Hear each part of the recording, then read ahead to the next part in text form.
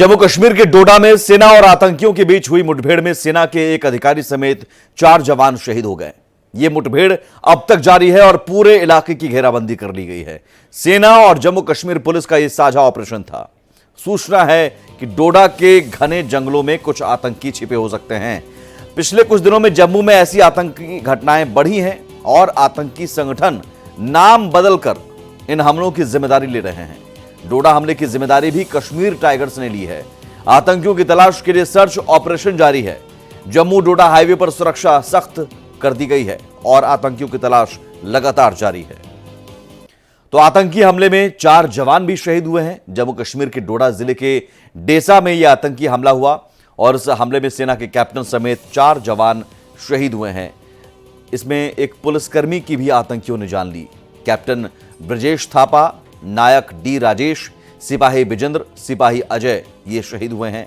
सोमवार से ही आतंकियों के खिलाफ लगातार सर्च ऑपरेशन जारी था। सोमवार रात 9 बजे के आसपास घने जंगल में गोलीबारी हुई और 5 जवान गंभीर रूप से घायल हो गए। इस गोलीबारी में इलाज के दौरान 4 जवानों ने दम तोड़ा। रात और घने जंगल का फायदा उठाकर आतंकी भाग निकले। अभी भी सेना का सर्चिंग अभियान लगातार जारी है और आतंकियों की तलाश में सेना के जवान जुटे हुए हैं।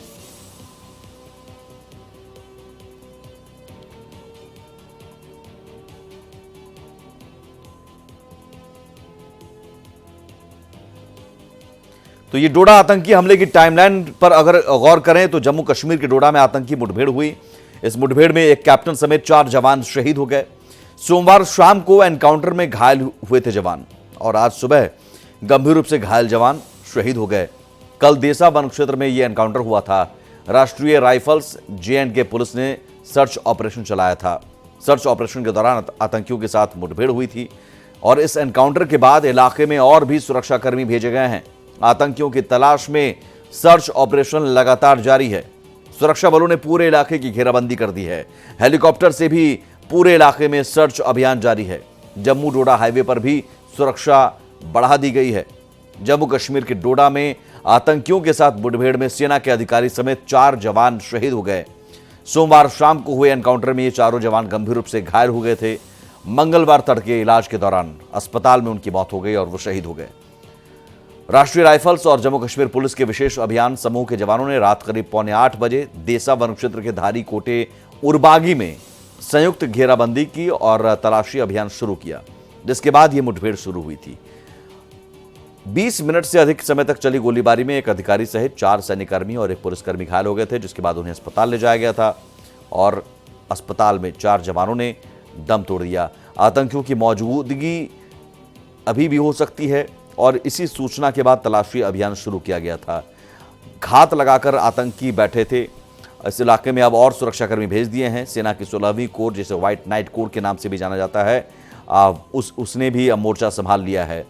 इस हमले की जिम्मेदारी आतंकवादी संगठन कश्मीर टाइगर्स ने ली है।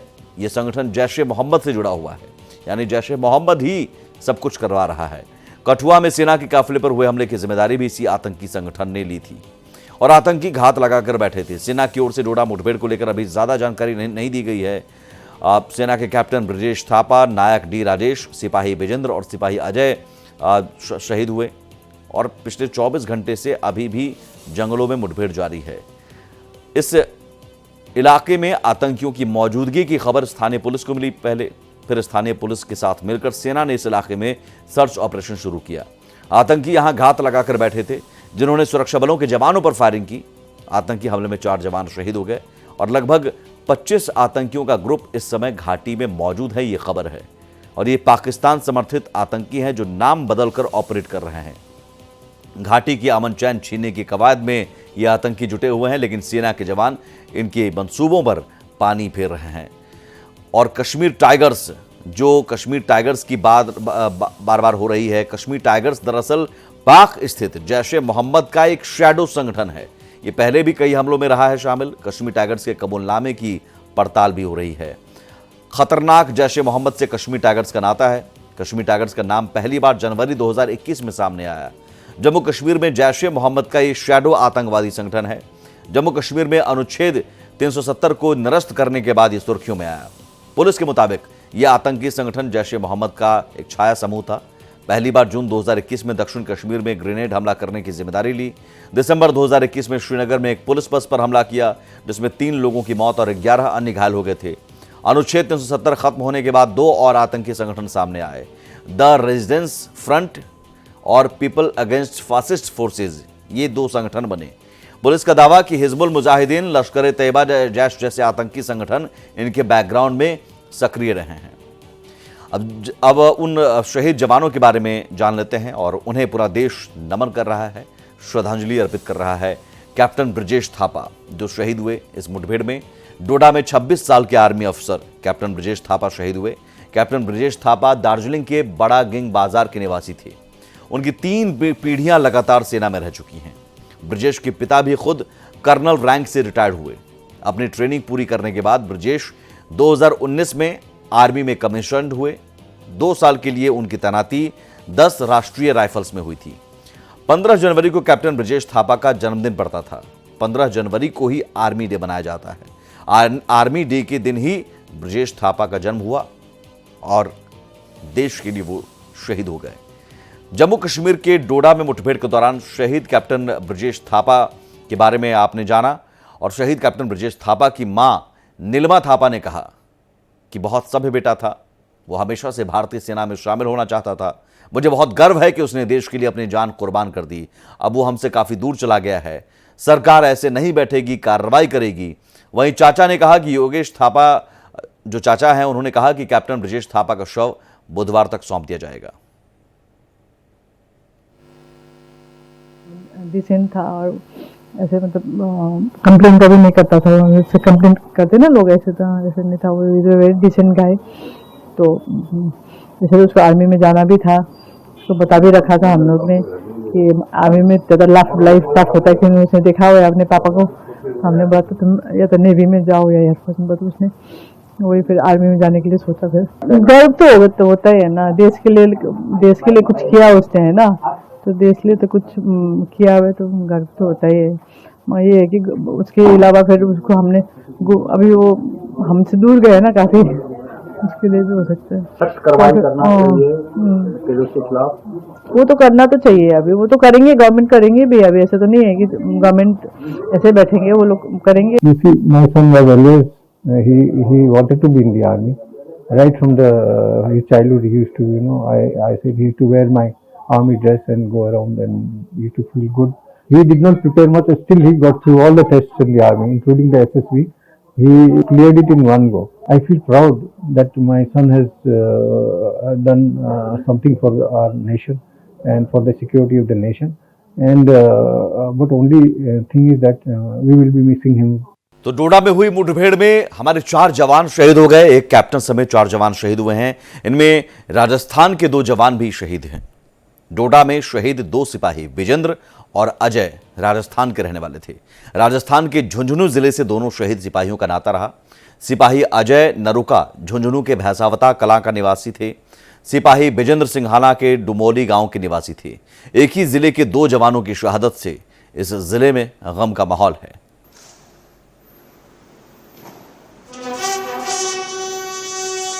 और देखिए, डोडा में शहीद जवानों को जम्मू कश्मीर के उपराज्यपाल मनोज सिन्हा ने श्रद्धांजलि अर्पित की, सलाम किया और पूरा देश हम अपने इस जवानों की शहादत को सलाम कर रहे हैं। और साथ ही हर हिंदुस्तानी के दिल में उबाल भी है, गुस्सा भी है और मांग भी है बदलाव। जो स्थिति अभी है उससे में बदलाव, ताकि आतंकी आगे इस तरह की कायराना हरकत करने से बाज आएं। और ये तब होगा जब हम करारा जवाब एक बार फिर से देंगे। पहले भी घर में घुसकर मार चुके हैं और ज़रूरी है कि पाक में बैठकर अगर आतंकी संगठन अपने शैडो संगठन के जरिए इस तरह की कायराना हरकत को अंजाम दे रहे हैं, घात लगाकर हमला कर रहे हैं हमारे जवानों पर, तो बदला पूरा देश मांग रहा है और साथ ही साथ पूरा देश नमन भी कर रहा है, सलाम भी कर रहा है।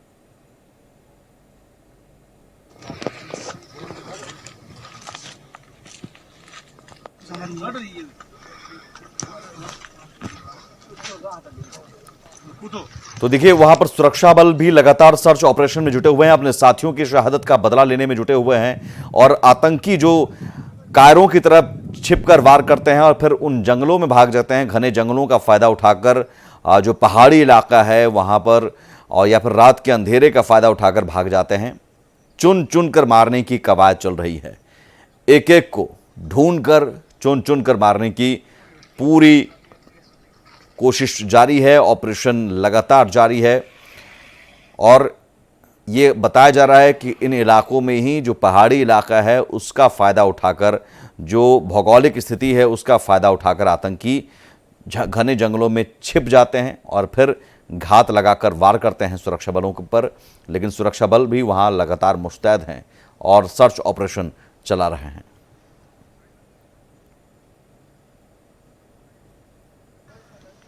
डोडा में हुए आतंकी हमले पर रक्षा मंत्री राजनाथ सिंह ने एक्स पर पोस्ट लिखा और इस पोस्ट में लिखा, उर्रार बग्गी डोडा में आतंकवाद विरोधी अभियान में हमारे बहादुर और साहसी भारतीय सेना के जवानों की शहादत से मैं बहुत दुखी हूं। मेरी संवेदनाएं शोक संतप्त परिवारों के साथ है। राष्ट्र हमारे उन सैनिकों के परिवारों के साथ मजबूती से खड़ा है जिन्होंने कर्तव्य निभाते हुए अपने प्राणों की आहुति दी।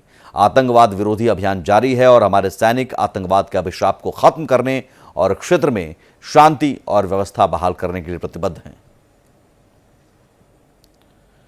जम्मू कश्मीर के उपराज्यपाल मनोज सिन्हा ने भी एक्स पोस्ट पर लिखा और इसमें लिखा है कि डोडा जिले में हमारी सेना के जवानों और जेकेपी कर्मियों पर हुए कायरतापूर्ण हमले के बारे में जानकर मुझे गहरा दुख हुआ है।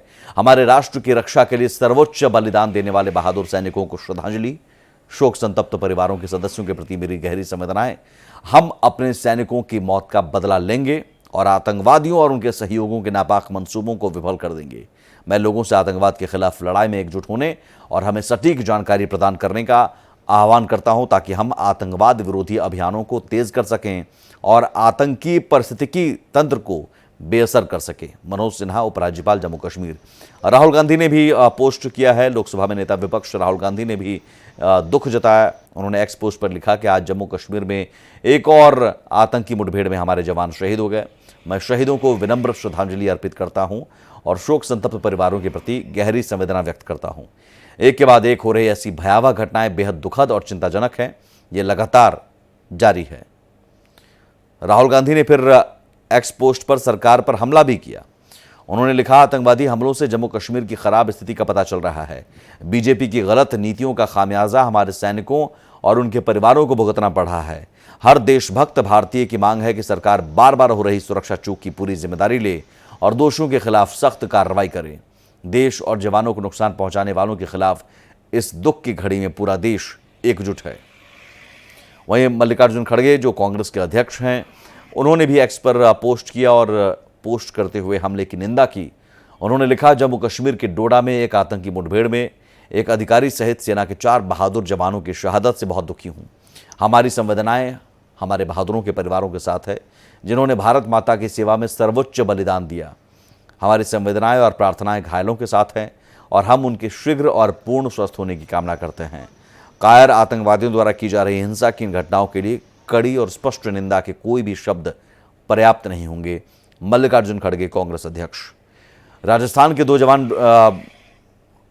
जो शहीद हुए हैं डोडा में आतंकी हमले में, तो राजस्थान के 2 जवान थे। तो ऐसे में राजस्थान के सीएम भजनलाल शर्मा ने भी एक्स पर पोस्ट लिखा और लिखा है कि जम्मू कश्मीर के डोडा जिले में आतंकियों द्वारा किए गए कायरतापूर्ण हमले में वीर गति को प्राप्त हुए भारतीय सेना के कैप्टन समेत 4 जवानों की शहादत को कोटिशः नमन। मेरी संवेदनाएं शहीदों के परिजनों के साथ हैं। प्रभु श्री राम से प्रार्थना है कि दिवंगत वीर आत्माओं को शांति और घायल सैनिकों को शीघ्र स्वास्थ्य लाभ प्रदान करें। ओम शांति। ये तमाम पोस्ट और इन पोस्ट के जरिए गुस्सा भी है, संवेदनाएं भी हैं और बदला की उबाल भी है, बदला लेने की मांग भी है। लेकिन सवाल, आखिर जम्मू आतंक का क्यों गढ़ बना?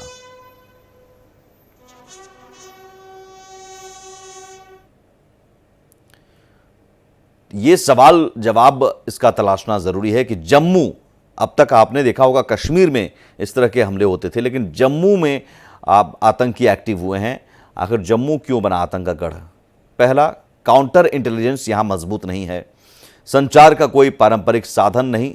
संचार के लिए पाक आतंकवादी चीनी एन्क्रिप्टेड ऐप्स का उपयोग करते हैं।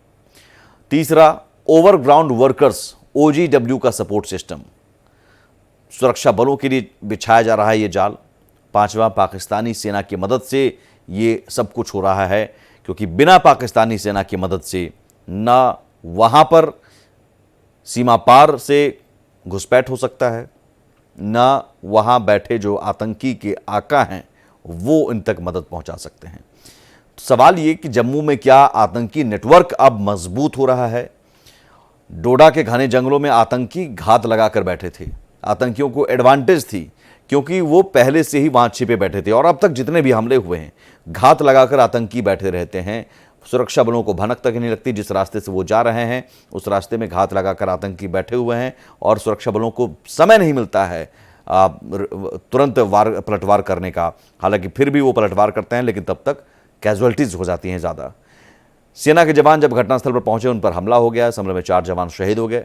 पिछले हफ्ते ही कठुआ में सेना के वाहन पर हमला हुआ था, जिसमें 5 जवान शहीद हो गए थे। तो आतंकियों का फोकस अब कश्मीर से जम्मू होना चिंता का विषय है। पिछले 1 महीने में जम्मू कश्मीर में यह 9वां बड़ा हमला है। चिनार वैली का रीजन, जिसमें डोडा, किश्तवाड़, रियासी और कठुआ शामिल है, यहां आतंकी नेटवर्क फिर से एक्टिव हो गए हैं। और ये 2000 के दशक में यहाँ से आतंकवाद लगभग खत्म सा हो गया था। जो कभी 90 के दशक में इन इलाकों में आतंकी एक्टिव हुआ करते थे, वो 2000 के दशक आते आते खत्म हो गया था। गलवान और डोकलाम के दौरान यहाँ से सेना की कुछ टुकड़ियाँ निकाल ली गई थी, लेकिन अब फिर से यहाँ फोर्सेस भेजी जा रही हैं, क्योंकि आतंकियों का नेटवर्क यहाँ पर मजबूत हो रहा है। आतंकी फिर से यहाँ एक्टिव हो रहे हैं। अब सवाल ये कि कश्मीर से हटकर जम्मू पर फोकस क्यों? तो आतंकियों का दरअसल एक बड़ा ग्रुप राजौरी, पुंछ, कठुआ और डोडा में सक्रिय है। ये जम्मू के इलाके हैं, और पिछले कुछ दिनों से आतंकी गतिविधियों में इन्हीं इलाकों में इजाफा हुआ है। गांव वाले भी लगातार आतंकियों की जानकारी सेना को दे रहे हैं। अमरनाथ यात्रा के मद्देनजर कश्मीर में सुरक्षा काफी कड़ी है। ऐसे में वहां आतंकियों को मौका मिल पाना बेहद मुश्किल है। अब आतंकियों ने कश्मीर छोड़कर जम्मू को टारगेट करना शुरू कर दिया है। जम्मू में काफी भीड़ भाड़ रहती है, ऐसे में आतंकियों की पहचान भी मुश्किल हुई। सेना के जवानों के सामने यह भी चुनौती है कि आतंकियों को कैसे तलाशा जाए, कैसे ढूंढा जाए। डोडा में खासतौर पर आतंकियों को तलाशना मुश्किल है, जहां पर मुठभेड़ हुई है, क्योंकि डोडा जो इलाका है जहां मुठभेड़ हुई है वो बहुत बड़ा इलाका है। इसका एरिया कश्मीर के लगभग बराबर है, और ये पूरा पहाड़ी इलाका है जिसमें घने जंगल भी हैं। यहाँ भौगोलिक परिस्थिति भी आतंकियों के लिए फायदेमंद है। इसका एक किनारा हिमालय से मिलता है, दूसरा कठुआ और रियासी से मिलता है। इस क्षेत्र में कई प्राकृतिक गुफाएं हैं जहां आसानी से छिपा जा सकता है। ये गुफाएं जो हैं, सुरंग जो हैं, छोटे छोटे सुरंग भी हैं, वो आतंकियों के छिपने का ठिकाना बन जाता है, और आतंकियों के छिपने के लिए इसे मुफीद जगह कहा जा सकता है। घने जंगल होने की वजह से एरियल सर्वे भी बेहद मुश्किल है, हेलीकॉप्टर से भी सर्च करना मुश्किल हो जाता है। ऐसा माना जा रहा है कि आतंकियों का कैरेक्टर भी बदला है। आतंकी अब नाम बदलकर भी हमले कर रहे हैं, और ये हाई वैल्यू टारगेट पर अटैक कर रहे हैं, जिससे ज्यादा से ज्यादा सुर्खियां इनको मिल सकें। डोडा हमले की जिम्मेदारी भी कश्मीर टाइगर नामक आतंकी संगठन ने ली है। सेना ने कहा कि आतंकियों के पैटर्न को जानकर उन्हें माकूल जवाब दिया जाएगा। लेकिन जरा देखिए कि आतंकी किस तरह से टारगेट कर रहे हैं सेना के जवानों को, और घात लगाकर वार कर रहे हैं। 1 महीने में 7 हमले हुए, और इन 7 हमलों में हमारे 12 जवान शहीद हो गए, और आतंकी घटनाओं में इजाफा का ये पूरा आंकड़ा है। 1 महीने में 7 बड़ी वारदातें और 12 जवान शहीद हुए। पहले रियासी, फिर नौशेरा, कठुआ और अब डोडा में आतंकी वारदात। जम्मू के रियासी में 9 जून को श्रद्धालुओं से भरी बस को निशाना बनाया गया। बस कटरा के रियासी इलाके में श्रद्धालुओं को वैष्णो देवी मंदिर लेकर जा रही थी। खौफनाक हमले में बस खाई में गिरी, 9 श्रद्धालुओं की मौत हुई। रियासी इलाके में 41 श्रद्धालु घायल भी हुए। 6 जुलाई को हुए कुलगाम के 2 गांवों में आतंकियों से भिड़ंत हुई। भारतीय सेना के 2 जवान शहीद हो गए। राजौरी में 7 जुलाई को सेना के शिविर पर आतंकी हमला हुआ। इस अटैक में आर्मी का 1 जवान घायल हुआ। कठुआ में 8 जुलाई को सेना की गाड़ी को टारगेट किया गया, यहां 5 जवानों की शहादत हुई। नौशेरा में 10 जुलाई को आतंकियों ने घुसपैठ की कोशिश की, और आज 16 जुलाई आतंकियों के साथ मुठभेड़ में 4 जवान शहीद हुए। हालांकि सोमवार देर रात मुठभेड़ हुई, सुबह में अस्पताल में 4 जवानों ने दम तोड़ा। लेकिन इस सब के पीछे वही पाकिस्तान ही है। नाम बदल गए लेकिन काम वही है। पाकिस्तान ने अब अपने आतंकियों के नाम बदल दिए हैं और नए नाम वाले संगठनों के साथ जो आतंकी जुड़ रहे हैं उनमें से कुछ कश्मीर के लोकल्स भी हैं जिनका कोई पुराना आपराधिक इतिहास नहीं है। अगर ये आतंकी मुठभेड़ में मारे गए तब तो ठीक, हमला कर ये भाग जाते हैं तो उनकी पहचान मुश्किल है। अगर ये पकड़े भी जाते हैं तो उनकी पहचान कश्मीरी के तौर पर होती है, जिससे पाकिस्तान को अपने मकसद में कामयाबी मिलती है। आईएसआई कहती है जम्मू कश्मीर में जो भी हो रहा है उसका पाकिस्तान से कोई लेना देना नहीं है, लेकिन कहीं ना कहीं पाकिस्तान इसके पीछे और पाकिस्तान में बैठे वो आतंकियों के आका इसके पीछे हैं जो लोकल्स और नाम बदलकर आतंकी संगठन को आगे कर रहे हैं शैडो संगठन के तौर पर। अब ऑपरेशन रक्षक और सर्प विनाश की जरूरत क्यों है? जम्मू में बढ़ते आतंकी हमले को रोकने के लिए ऑपरेशन की दरकार है और ऑपरेशन रक्षक और सर्प विनाश से ही आतंकियों का सफाया होगा। पहले भी इन्हीं दोनों ऑपरेशन ने कहर मचाया था। 370 हटने के बाद से घाटी में पाक नेटवर्क पूरी तरह तबाह हुआ। पाकिस्तान ने अब अपना पूरा फोकस जम्मू पर कर रखा है। 90 के दशक में यह जम्मू आतंकियों का अड्डा हुआ करता था। सेना ने उन अड्डों को तबाह कर दिया था। जो आतंकी बच गए वो अब ओवरग्राउंड वर्कर स्लीपर सेल के तौर पर काम कर रहे हैं। यही स्लीपर सेल आतंकियों को मदद कर रहे हैं, उन्हें गाइड कर रहे हैं, उन्हें बता रहे हैं कि किस तरह का इलाका है, कहाँ गुफाएं हैं, कहाँ छिपना आसान होगा, सेना के रूट के बारे में, सेना के कॉन्वॉय के बारे में। तो इस पूरे इलाके की जानकारी है, पहाड़ी में छिपने की पुरानी ट्रेनिंग भी है। अब वो अपनी इसी स्किल्स का इस्तेमाल कर रहे हैं जिसके लिए पाकिस्तान उन्हें शह दे रहा है। पिछले 3 साल में सेना के 43 जवानों की शहादत हुई। 3 साल में 23 आम लोगों की भी जान गई। और एक बार फिर से जम्मू कश्मीर में जरूरत है ऑपरेशन रक्षक की। ऑपरेशन सर्प विनाश से भी आतंकियों का सफाया होगा और चुन चुन कर हम मारेंगे। लेकिन वजहों की बात करें, जम्मू में आतंकी हमलों की 3 बड़ी वजहें हैं। पहली वजह निशाने पर हिंदू बहुल इलाका है। दूसरी वजह मोदी सरकार की वापसी से बौखलाहट है आतंकियों में, पाकिस्तान में। और तीसरी वजह, और जो सबसे बड़ी वजह लगती है, जम्मू कश्मीर में विधानसभा चुनाव होने हैं और सितंबर से पहले सुप्रीम कोर्ट ने कहा कि विधानसभा चुनाव आप कराएं। तो ऐसे में विधानसभा चुनाव होने हैं, तैयारी चुनाव की है, तो चुनाव में खौफ पैदा करने के लिए ज़्यादा से ज़्यादा हमले किए जा रहे हैं। ज़रूर आतंकियों के साथ लगातार हमारे जवानों की मुठभेड़ और हमारे जवान शहीद भी हो रहे हैं, लेकिन आतंकियों को मुंहतोड़ जवाब भी दिया जा रहा है।